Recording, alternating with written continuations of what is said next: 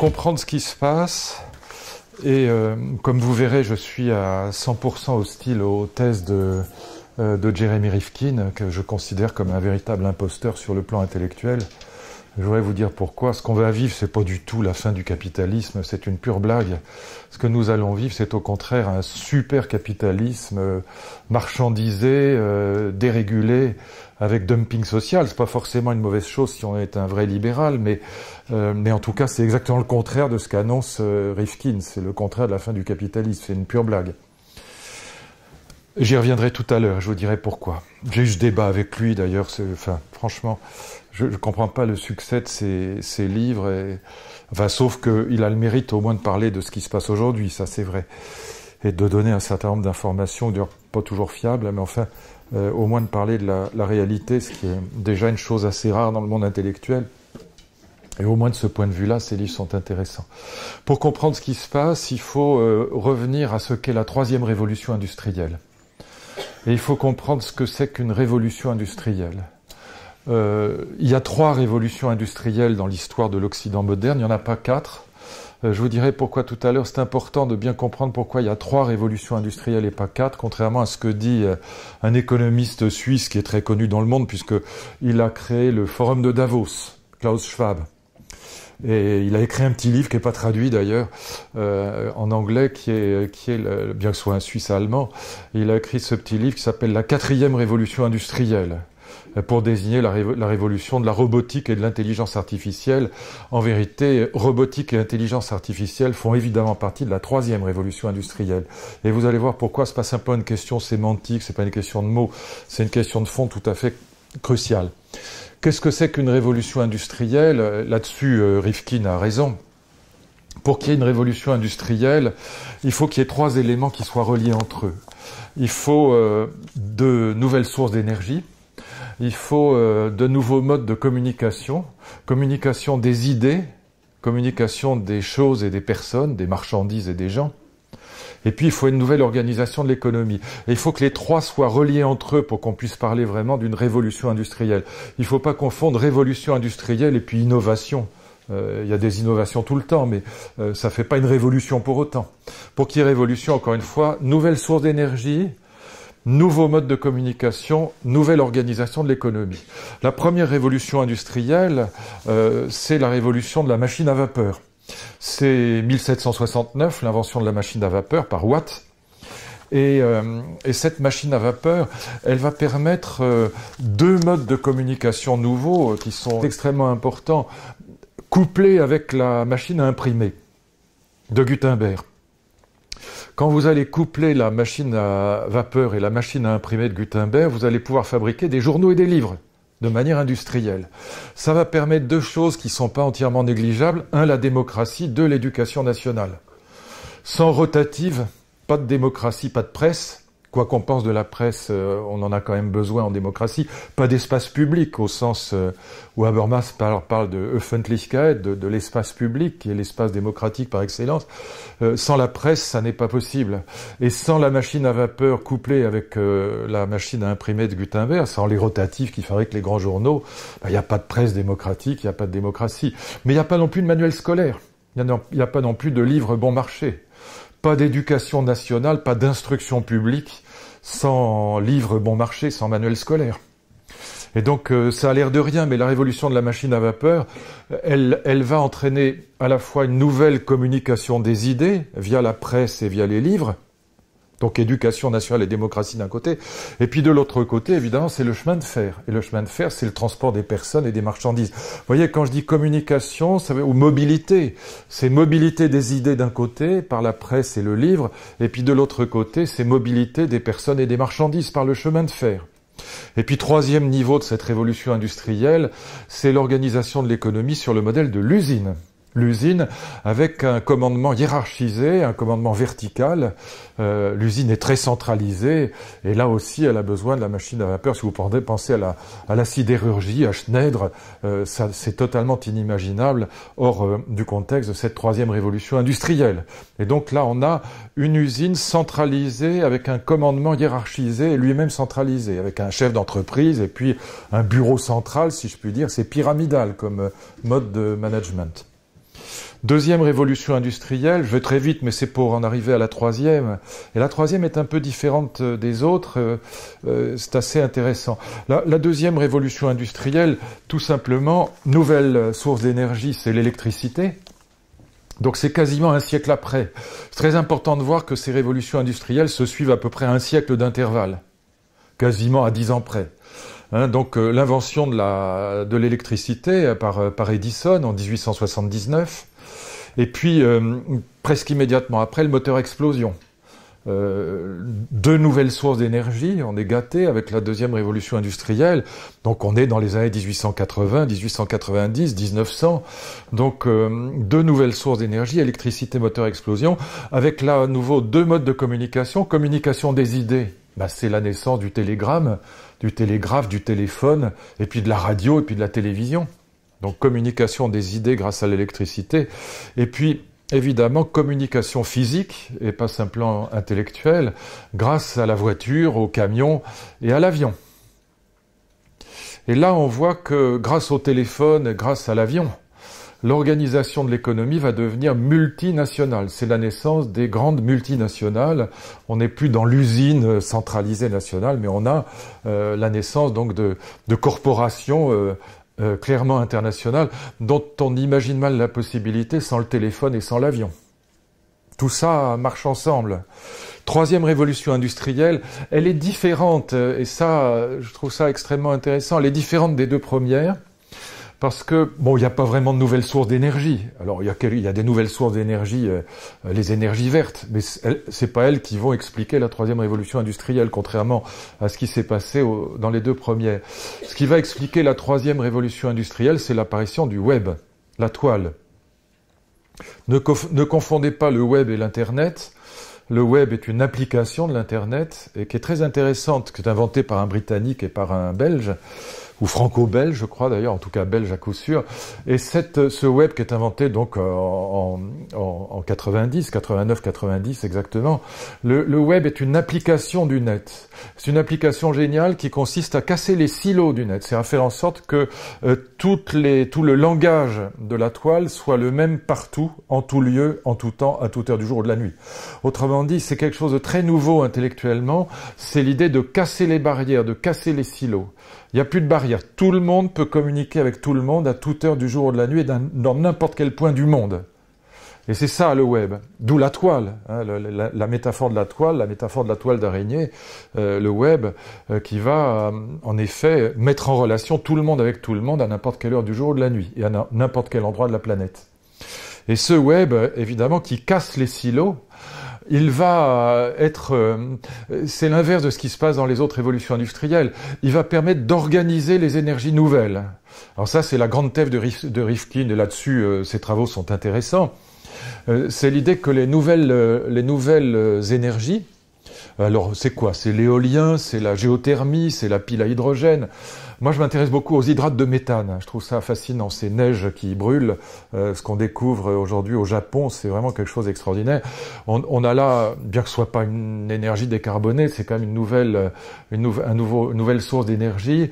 Et donc, ces nouvelles sources d'énergie, et ça, c'est la grande thèse de Rifkin, on va les organiser sur le modèle du web. C'est-à-dire que l'idée est la suivante, c'est que un bâtiment, par exemple, soit capable, avec une éolienne sur le toit, ou que sais-je, avec ces nouvelles sources d'énergie, soit capable de fabriquer son énergie, d'être autosuffisant, peut-être même de fabriquer plus d'énergie que nécessaire, donc de stocker l'énergie et de la partager avec l'immeuble voisin, par exemple. Mais je prends l'exemple d'un immeuble, ça peut être un département, ça peut être une région, ça peut être un pays.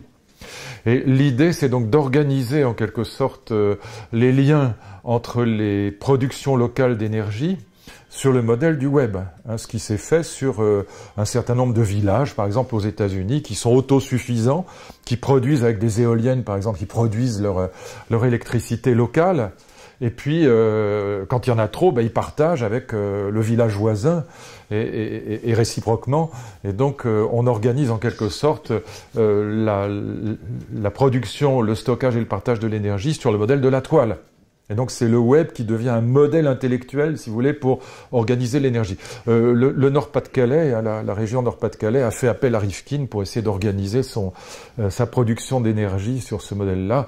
Il se fait payer des sommes hallucinantes, je suis pas sûr qu'on ait vraiment besoin de lui pour ça, mais en tout cas l'idée est pas absurde, même si, à mon avis, c'est encore une fois extrêmement survendu, parce que c'est au fond une idée assez simple et assez banale. Mais en tout cas, ce qui est très intéressant dans la troisième révolution industrielle, c'est que l'intelligence prend le pas sur la matière. Ce qui est à l'origine de cette révolution, c'est le web. C'est du virtuel, c'est du digital, c'est du numérique. C'est pas du matériel, c'est de l'intelligence. Et ce qui va caractériser cette troisième révolution industrielle, c'est l'extraordinaire puissance de l'intelligence sur la matière. L'intelligence devient infiniment plus importante que le matériel. Et c'est ce qui va caractériser tout l'espace du numérique, du digital. Et puis, troisième niveau de la troisième révolution industrielle, eh bien, on passe justement à cette économie qu'on appelle collaborative, c'est-à-dire à l'uberisation du monde. On n'est plus dans une organisation de l'usine centralisée, verticale, pyramidale. Mais qu'est-ce qui va caractériser l'uberisation du monde? Ce qui va caractériser l'uberisation... Qu'est-ce que c'est que l'uberisation du monde? À pas confondre avec la digitalisation, ça n'a rien à voir. Même si c'est rendu possible par le digital, l'uberisation du monde, c'est le fait qu'on va pouvoir, grâce à des applications, comme Uber, comme Airbnb, comme Drivey, comme Blablacar, etc. On va pouvoir... Et le modèle parfait, au fond, c'est Airbnb ou Uberpop. Parce que là, vous avez vraiment la mise en relation de particulier avec particulier par l'intermédiaire d'une application qui court-circuite les professionnels de la profession. Autrement dit, vous allez n'importe où dans le monde aujourd'hui. Là, ma fille était à Mexico la semaine dernière. Airbnb, elle a trouvé un appartement formidable à Mexico pour 3 fois rien, pour 4-5 fois moins cher qu'un hôtel équivalent. Et comment empêcher ça? Évidemment, les hôteliers râlent. À Paris, un hôtelier parisien me disait, j'ai pas vérifié les chiffres, bon enfin ça me paraît plausible, et lui il les avait en tout cas en tête, que les grands hôtels parisiens ont perdu 15% de leur chiffre d'affaires cette année à cause d'Airbnb. Évidemment, les hôteliers parisiens ou les autres, le groupe Accor râle parce que ils disent mais nous avons des salariés, des charges sociales, nous avons des normes de sécurité, nous avons des normes handicap, les particuliers ne les ont pas. Et en même temps, au nom de quoi interdirait-on à des particuliers d'échanger gentiment entre eux, moyennant finance, des appartements à Rome, à Paris, à Londres, ou à Bogota, ou à Mexico? Au nom de quoi l'État viendrait interdire ça? À la limite, il peut fiscaliser. Et c'est très facile à fiscaliser, puisque l'application, elle enregistre tout et rien n'est effaçable. Mais pourquoi l'interdire, voyez? Et donc on a évidemment, vous comprenez tout de suite qu'on a immédiatement des conflits qui naissent entre les professionnels d'un côté, qui disent on a des charges, on a des obligations sociales, sécuritaires, etc. Et puis de l'autre côté, des particuliers qui disent mais attendez, on a le droit de vivre, on est en démocratie, fichez-nous la paix, et si on peut trouver à Rome, à Bogota ou à Mexico un appartement beaucoup plus agréable que votre chambre d'hôtel pour beaucoup moins cher, de quel droit vous nous empêchez de le faire? Et donc vous avez un conflit, je vous ai souvent parlé du tragique, c'est le tragique et pas le pathétique. Hein. On est tout à fait dans un conflit tragique, au sens où on a affaire à deux légitimités qui sont toutes les deux défendables. C'est ça que va créer cette uberisation du monde, cette troisième révolution industrielle. Et donc on a là, vous voyez, quelque chose qui est très, très caractéristique de cette économie collaborative, c'est qu'on est totalement sorti de la gestion verticale de l'économie pour rentrer dans une gestion qui est complètement latérale et horizontale. Donc de particulier à particulier, juste grâce à une application qui elle-même n'est rendue possible que par le big data, l'internet des objets et l'intelligence artificielle. C'est exactement la même plateforme que pour le transhumanisme. Sans ces trois éléments, pas de Uber, pas de Airbnb, pas de Drivey, pas de Blablacar, pas de covoiturage. Il faut le big data, encore une fois, l'internet des objets et l'intelligence artificielle. Ces trois éléments qui sont directement liés à la troisième révolution industrielle, c'est au fond sont des héritages du web, si je puis dire. Et donc on a là vraiment une révolution qui pose énormément de problèmes, et notamment évidemment sur le plan de la régulation. Je vous dis tout de suite où je vais en arriver, parce que aujourd'hui je vais être très bref, et puis si vous avez des questions, comme j'avais dit la dernière fois, qu'on pourrait échanger un peu plus longtemps si vous le souhaitez, je vais être très bref. Mais voyez bien que réguler sera extrêmement difficile, parce que, comment dire, on peut trouver des compromis, mais on a affaire à des légitimités qui, encore une fois, sont absolument équivalentes. Prenez le cas de Uber et des taxis. Il y a des gens qui sont absolument anti-Uber, il y a des gens qui sont absolument pro-Uber. Le conflit, en tout cas, est ouvert. Et il est évident que pour les taxis, leur licence, qui était devenue leur retraite, Uber est une véritable catastrophe. Ils détestent absolument les Uber. Quand vous parlez avec un chauffeur de taxi, si vous avez le malheur de dire du bien de Uber, il s'arrête et il vous vire de sa voiture.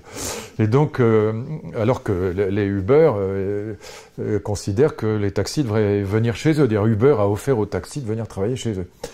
Et regardez bien comment ça... C'est un très bon exemple. Arrêtons-nous un instant à la question Uber-taxi pour voir comment on pourrait réguler. Le gouvernement aujourd'hui dit on va racheter les licences. C'est absurde. Il faut surtout pas faire ça. Pourquoi? Est-ce que vous savez à quoi sert la licence? La licence, elle est gratuite. Elle est délivrée par les préfets. C'est le marché secondaire qui la rend chère, mais c'est pas du tout le marché initial. C'est le marché de l'occasion. Le type, il a sa licence, c'est évidemment lié à un numerus clausus. Donc la préfecture délivre une licence à quelqu'un qui a passé un examen pour l'obtenir. Cette licence, au départ, est gratuite, mais comme il y a un numerus clausus, et que vous êtes propriétaire en quelque sorte de votre licence, vous pouvez toujours la revendre à quelqu'un d'autre et la revendre très cher. Donc le marché est monté à Paris jusqu'à 240 000 €, à Saint-Tropez c'est monté à 400 000 €. Hein, et donc évidemment, dans ce marché secondaire, ce marché de l'occasion, ces licences, c'était devenu un peu la retraite des chauffeurs de taxi, parce qu'ils disaient voilà, j'ai un capital, je le revendrai le jour où je prendrai ma retraite, je pourrais acheter une petite maison à la campagne et que sais-je, vivre avec ça. Bon, c'était son capital de retraite en quelque sorte. Mais à l'origine, la licence, c'est pas du tout ça. À l'origine, la licence, c'est uniquement lié à des questions de sécurité. Pourquoi? Parce que la licence, ça permet au taxi la maraude, c'est-à-dire la possibilité de prendre quelqu'un à la volée. Vous arrêtez un taxi, il s'arrête, vous montez dedans. Or, pour des raisons de sécurité, il fallait que les gens qui aient le droit de faire ça, c'est pas de l'autostop, il fallait qu'ils soient immatriculés à la préfecture de police et qu'on sache qu'ils aient passé un examen, qu'on sache qu'ils n'ont pas de casier judiciaire, etc., etc. Et donc, c'était uniquement pour des raisons de sécurité qu'on avait délivré ces licences pour autoriser la maraude, c'est-à-dire la possibilité de prendre quelqu'un, si je puis dire, dans la rue à la volée, et que ce soit sûr, parce que sinon, on sait très bien que l'autostop, c'est très dangereux. Surtout dans une grande ville comme New York, Paris ou Londres, n'importe qui pourrait prendre n'importe qui. Est-ce que vous seriez, vous les parents, heureux que votre fille ou votre fils, un gamin de 12 ans ou de 13 ans, monte dans n'importe quelle voiture qui s'arrête pour l'emmener? Évidemment non. Et donc il fallait que ce soit labellisé, et ce label c'était la licence pour les taxis. Si vous rachetez les licences, vous allez supprimer au taxi la seule différence avec Uber. Uber, vous pouvez pas le prendre à la volée. Vous êtes obligé d'avoir l'application et de commander Uber. Et Uber, ils sont pas, on les repère un peu parce qu'ils ont presque tous les mêmes bagnoles et qu'elles sont noires. Mais enfin, avec quasiment tous, c'est des Mazda ou des 508 ou des Lexus. Enfin bon, donc on les repère assez bien. Mais néanmoins, Uber, un chauffeur de Uber, vous l'arrêtez pas dans la rue parce qu'il n'a pas un signe qui vous permet de l'arrêter. Et puis il n'a pas le droit de le faire de toute façon. Mais c'est pas vraiment jouable. Et donc moi je serais, vous voyez, partisan non pas de racheter les licences, mais de laisser aux chauffeurs de taxi ce monopole, et puis par exemple le monopole des voies de bus, très bien, pour qu'ils aient un certain nombre d'avantages par rapport à Uber, mais pourquoi interdire Uber? Uber rend des services considérables. Uber, je suis désolé de le dire, si je dis ça, si ça sort dans la presse, je pourrais plus jamais monter dans un taxi, mais c'est bien mieux qu'un taxi, je suis désolé de le dire. Pourquoi c'est bien mieux? Parce que pour un parent comme je suis, quand une de mes filles, 15-16 ans, c'est un âge difficile, sort d'une fête à 3 heures du matin, je suis très content d'avoir sur mon smartphone un petit clic, même si ça me réveille, qui m'indique qu'elle vient de monter dans le Uber. J'ai le numéro de téléphone du type, j'ai l'immatriculation de sa voiture, j'ai son nom, je sais sur l'application exactement à quel endroit il part, je connais exactement le trajet qu'il suit, et je sais à la seconde même quand il arrive chez moi. Et en plus, il n'y a pas il y a pas de triche aux impôts possible, puisque tout est automatiquement enregistré. Il n'y a pas d'argent liquide. Tout est enregistré sur une application où, comme partout sur le web, rien n'est effaçable. Donc zéro triche possible à la fiscalité. Et pour, encore une fois, le parent que je suis, et en plus c'est beaucoup moins cher. Désolé, mais c'est quasiment 2 fois moins cher. Et donc, voilà, comment voulez-vous que ça ne marche pas? Les taxis ont beau dire à juste titre, mais ça nous bouffe nos licences. Néanmoins, pour l'usager, Uber rend un service incomparablement supérieur à un taxi. En plus, généralement, les gens sont aimables, la voiture est propre, et tout ça fait une grande différence avec la Mégane pourrie, dans laquelle on monte habituellement qu'à 300 000 km et qui pue comme un vieux bouc. Bon, donc je suis désolé de le dire, c'est méchant, mais c'est quand même tellement... Ça a été tellement vrai. Les taxis n'ont fait aucun effort. Alors, ils commencent maintenant. Alors, on dit G7. Bon, ils font un effort aujourd'hui. D'ailleurs, quand vous prenez des taxis un peu luxueux, il y a la petite bouteille d'eau, ils essayent d'imiter Uber. Mais sans Uber, sans l'uberisation des taxis, ce monopole les conduisait à nous faire payer très cher pour un service qui était extraordinairement médiocre. Outre le fait qu'il suffit qu'il pleuve ou que ce soit l'heure du déjeuner pour que vous trouviez pas un taxi à Paris. C'est pas New York. Hein. Bon, donc, voilà. Je suis désolé de le dire parce que, voilà, si ça part sur le net, je vais me faire insulter au prochain taxi, mais c'est la vérité. Donc l'uberisation du monde, c'est aussi une compétition classique schumpeterienne. Et donc et en plus, si vous rachetez tous les tous les biens, si je puis dire, tous les actifs des professions qui sont, mises en difficulté par le progrès. Ça s'arrêtera pas. Ou si vous interdisez, dans ce cas-là, on aurait pu interdire la machine à tisser parce que les canuts étaient dans la rue. On aurait pu interdire la machine à imprimer parce que les copistes étaient dans la rue. On aurait pu interdire toutes les innovations depuis les 3 révolutions industrielles. Chaque innovation, chaque grande innovation met au chômage, inévitablement, détruit des emplois et met au chômage ceux qui étaient attachés à des emplois anciens. Le modèle, c'est la révolte des canuts de 1831, où évidemment, les canuts lyonnais se révoltent contre la machine à tisser de la machine Jacquard. C'est là que le mot sabotage devient populaire en français, parce qu'ils jettent, comme je vous l'avais dit, leurs sabots dans les machines à tisser pour les détraquer. Ensuite, ils jettent les machines à tisser dans le Rhône ou dans la Saône. Et puis, évidemment, c'est réprimé par la police. Il n'y a pas un bouchon lyonnais où il y a un plat qui s'appelle la cervelle de Canut, parce que la répression a été terrible. Mais néanmoins, on n'a pas indemnisé les canuts, parce que si on se met à indemniser tous ceux qui sont mis au chômage par des grandes innovations, alors vous imaginez, avec l'imprimerie et les rotatives, si on avait dû indemniser tous les copistes, évidemment, l'imprimerie et les rotatives ont créé après des dizaines de millions d'emplois dans le monde. Et évidemment de libraires, d'imprimeurs, d'éditeurs, d'écrivains, etc. Bon, et donc on peut pas racheter, si vous voulez, le prix du progrès. On peut réguler, on peut trouver des compromis, mais on peut pas s'amuser à racheter à chaque fois que quelqu'un est mis en difficulté par une innovation.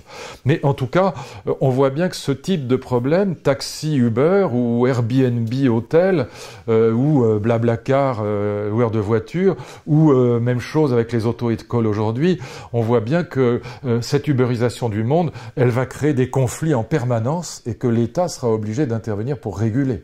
Il ne peut pas s'abstenir totalement de réguler.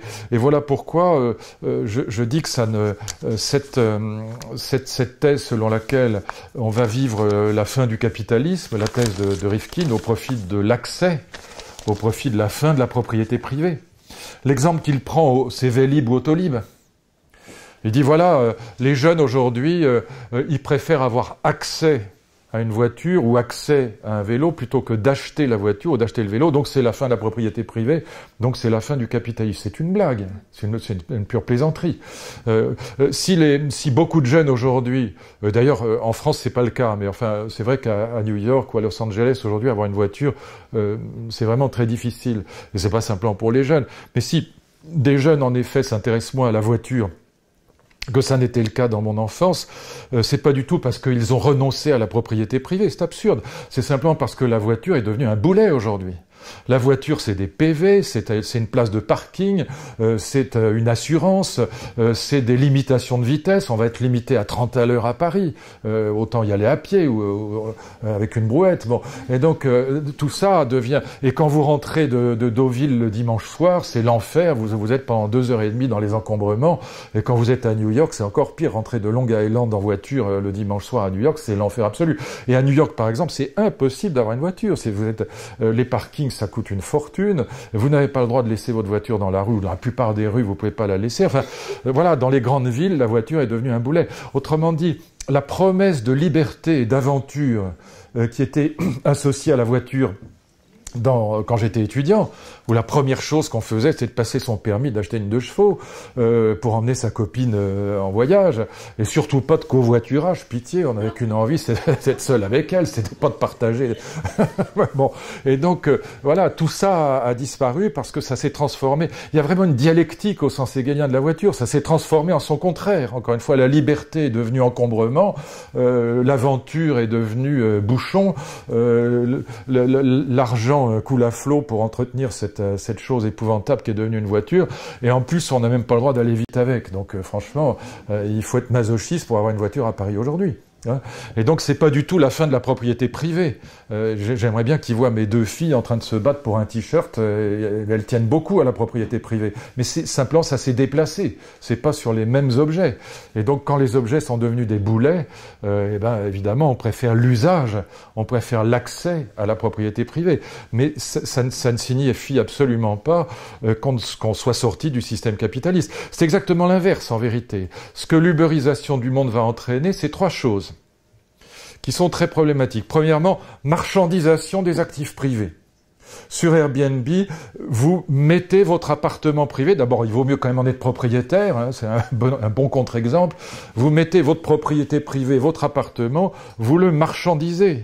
Autrement dit, c'est une marchandisation de biens privés. Uber Pop, c'était la même chose. Hein, le prof de collège qui faisait chauffeur Uber Pop à la fin de ses cours, il marchandisait sa voiture. Il mettait sa voiture sur le marché. Il mettait un actif privé sur le marché, un bien privé sur le marché. Donc ces marchandisations du monde, avant, quand on recevait quelqu'un à la maison, on ne le faisait pas payer. Avec Airbnb, on le fait payer. Oui, c'est marchandisation du monde. C'est dérégulation, puisque on a là évidemment la naissance de travailleurs indépendants. Jean-Marc Daniel dit, voilà, en 2050, il y aura probablement 50 ou 60% de travailleurs indépendants en France. C'est-à-dire qu'on va passer du salariat au travail indépendant. Les chauffeurs de Uber sont des travailleurs indépendants. Ce qui vous pose tout de suite un problème social que je pointe immédiatement, c'est que si vous voulez garder une protection sociale, un état-providence pour les travailleurs indépendants, il faut attacher les droits sociaux, non pas à l'emploi, mais à l'activité. Ça s'appelle le compte personnel d'activité, le CPA. Je ne sais pas si c'est dans la loi El Khomri ou dans la loi Macron. De toute façon, il n'y a plus rien dans cette loi. C'est difficile que ça bouge tous les jours. C'est difficile de savoir ce qui reste dedans.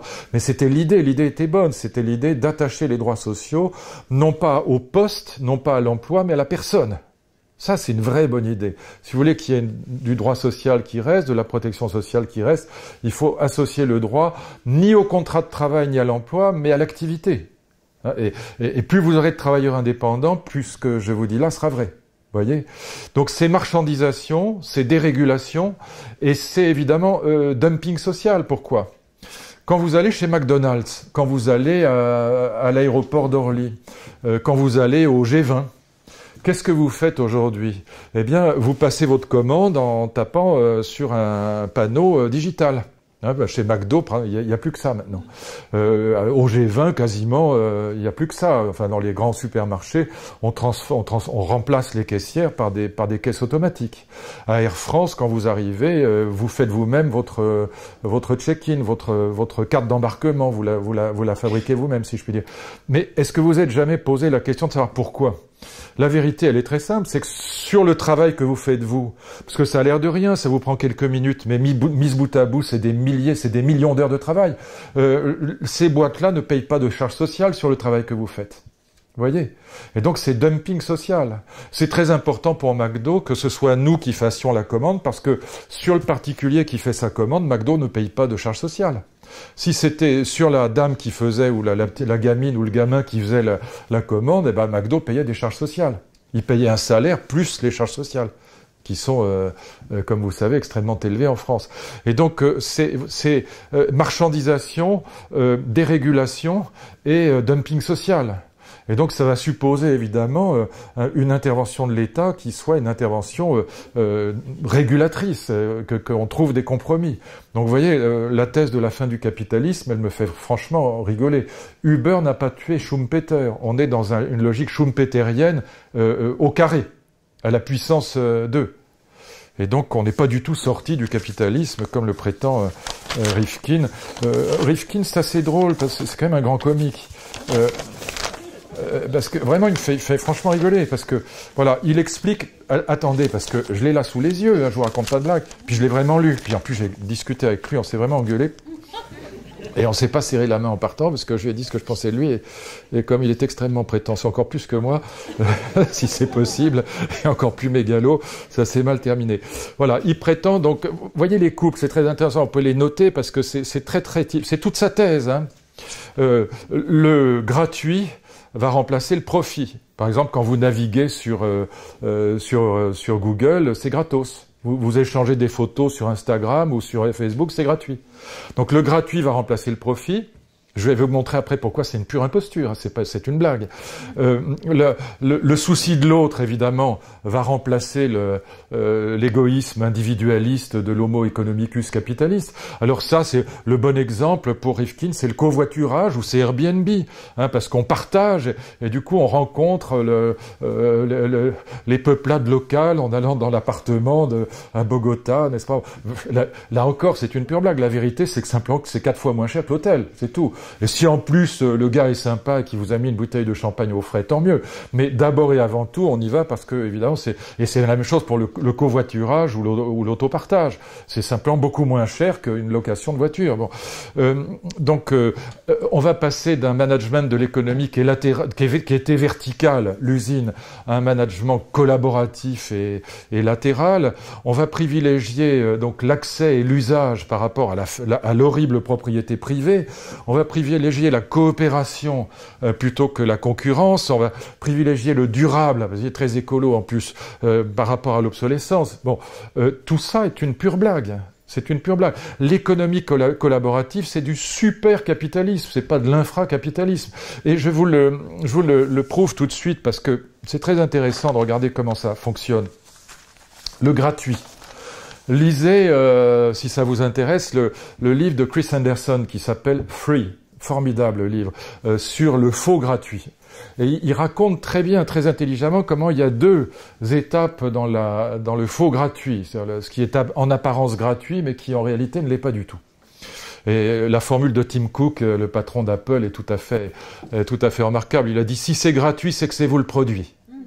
Voilà. Et la formule est remarquable, elle est excellente. Et Chris Anderson prend 2 exemples qui sont tout à fait intéressants. Le premier exemple, c'est l'exemple de Gillette. Gillette, et c'est un très bon exemple. Gillette invente le fameux rasoir Gillette, le rasoir de sécurité qui remplace le coupe-chou des coiffeurs, qui était un truc quand même hyper dangereux. Et donc ce rasoir de sécurité, la première année, tenez-vous bien, quand il invente son rasoir, il en vend 56 dans l'année, c'est-à-dire au bord de la faillite. Le truc s'écoule absolument pas. Et Gillette a une idée géniale, on est au tout début du XXe siècle, il a une idée géniale, c'est de faire quasiment cadeau de son rasoir à des grandes entreprises qu'il convainc de les utiliser elles-mêmes comme cadeau d'entreprise. Et donc on offre comme ça, comme on offre un stylo, ou comme voilà, et on offre un rasoir Gillette. Bon. Et comment il va gagner de l'argent? Et le rasoir est quasiment gratuit. Ben évidemment, c'est sur les lames. Parce qu'un rasoir sans lame, c'est pas très efficace. Et donc les lames qu'il faut pour faire fonctionner ce petit rasoir, c'est là-dessus évidemment qu'il va faire des marges considérables et qui va construire une véritable fortune. Vous retrouvez exactement la même chose aujourd'hui avec par exemple Nescafé. What else?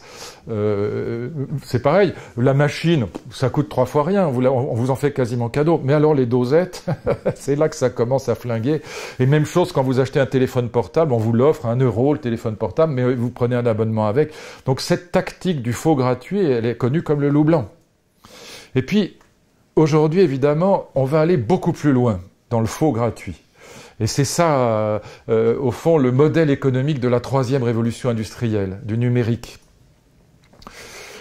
Et c'est ce que notre prix Nobel d'économie, Jean Tirole, a très bien analysé. Vous naviguez sur Google. Il n'y a pas un compteur qui se met en marche comme dans un taxi. Vous naviguez toute la journée, autant que vous voulez, c'est gratuit. Vous échangez des photos ou des textes ou ce que vous voudrez sur Facebook. Aucun problème, vous utilisez ça autant que vous voulez, c'est gratuit. Même chose sur Instagram, etc., etc. D'une manière générale, tous ces sites que vous allez utiliser sur le net sont gratuits. Mais, la vérité, c'est que c'est ce que Jean Tirole appelle l'économie bifront. Vous laissez sur ces sites, vous laissez sur la toile des traces. Quand vous naviguez sur Google, vous laissez des traces. Vous voulez changer de voiture, vous allez faire une recherche, vous regardez le site de Peugeot, de Renault, de Mercedes, de ce que vous voudrez, vous laissez des traces. Et ces traces, elles sont ineffaçables. Et ces traces, c'est ça le big data. Et d'ailleurs, quand vous achetez par exemple un produit sur Amazon, immédiatement, 1 seconde après, vous recevez tout de suite une pub disant mais tel ou tel, les autres qui ont acheté le même produit que vous ont acheté aussi celui-là. Et on vous propose immédiatement une série de produits. Comment ils font? Ce sont les traces que vous laissez qui s'appellent le big data. C'est ça le big data. C'est toutes les traces que vous laissez quand vous naviguez sur la toile.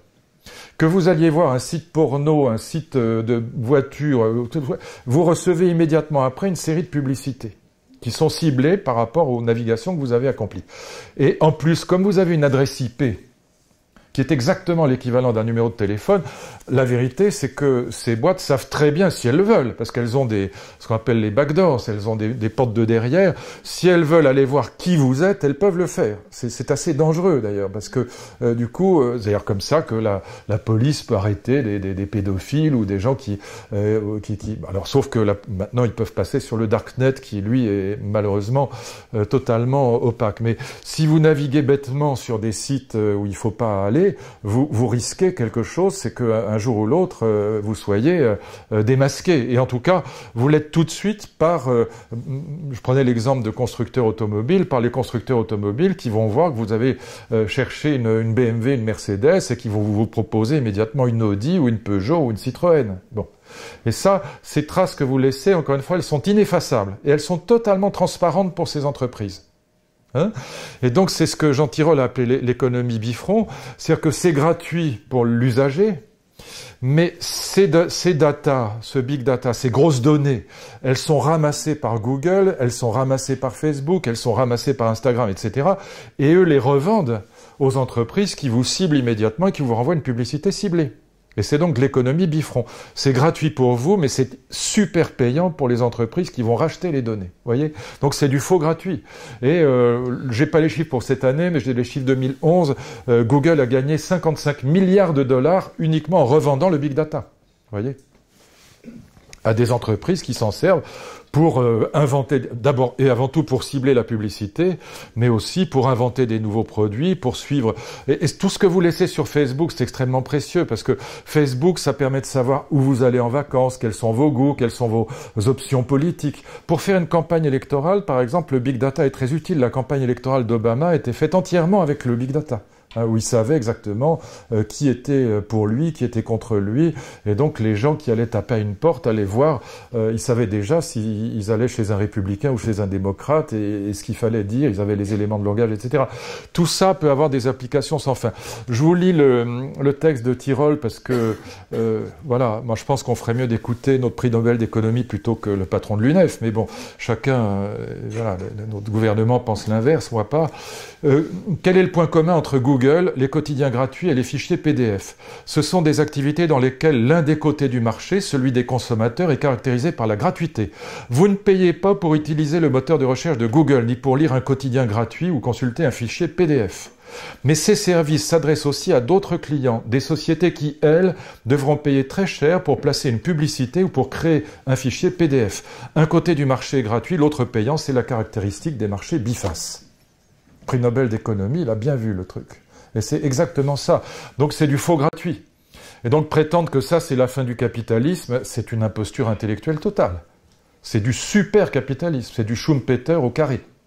Hein, et donc on est très très loin d'avoir vaincu la logique de la compétition.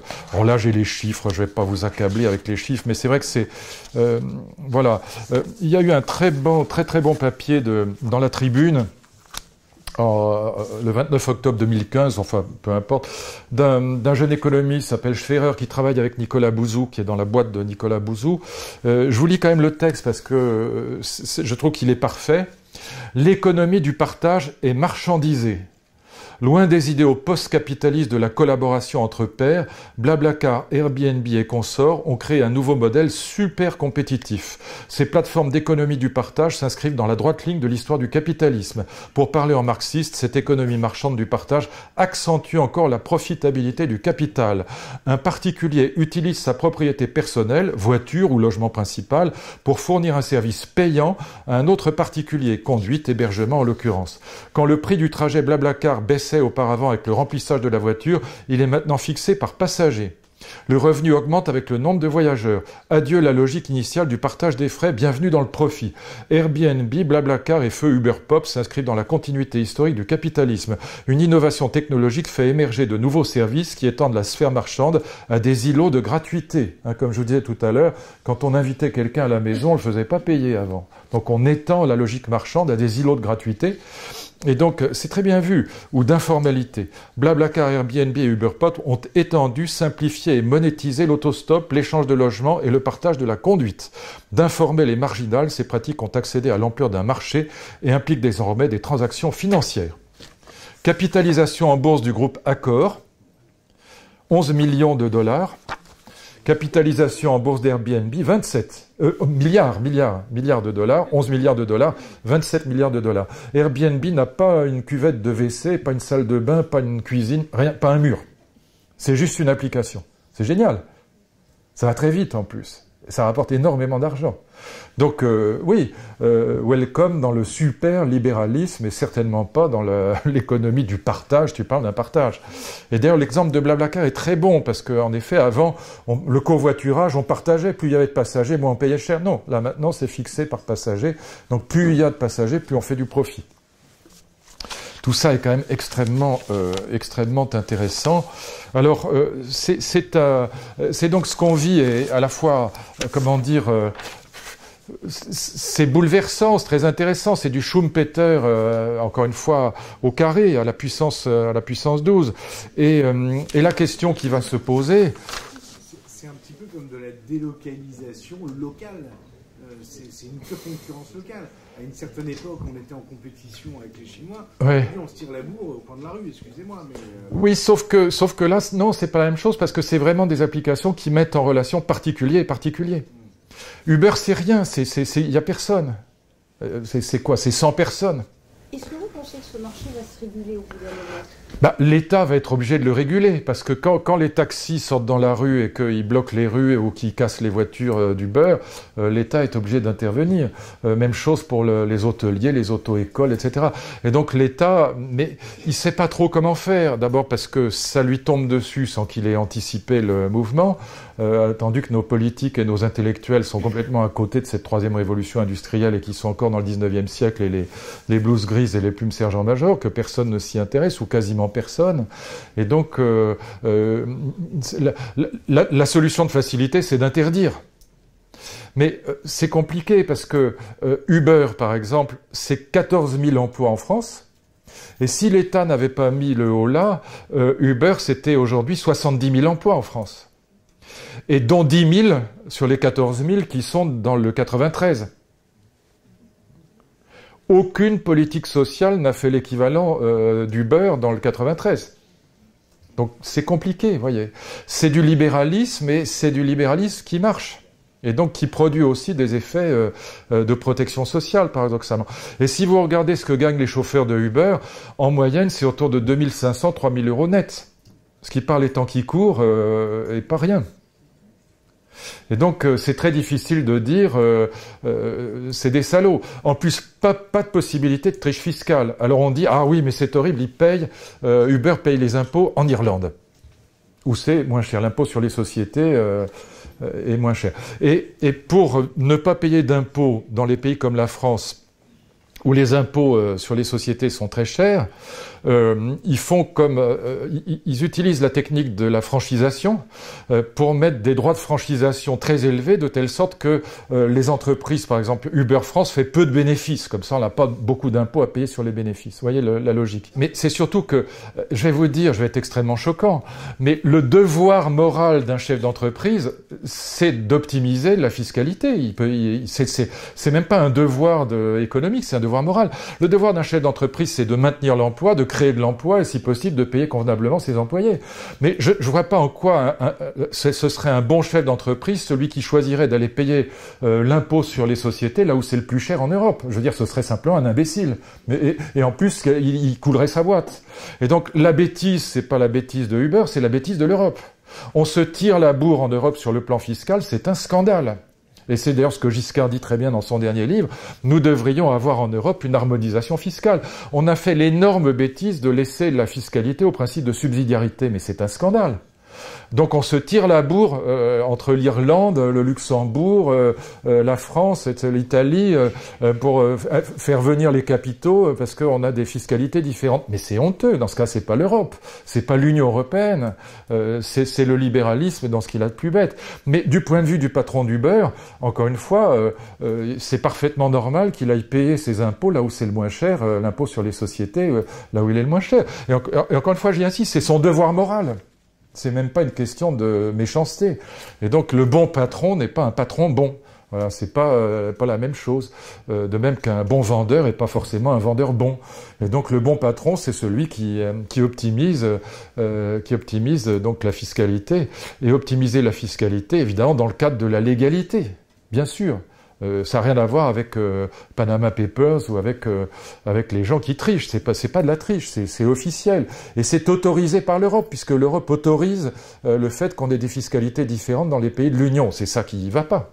Mais c'est pas Uber qui va pas, c'est l'Europe qui va pas. Vous voyez ?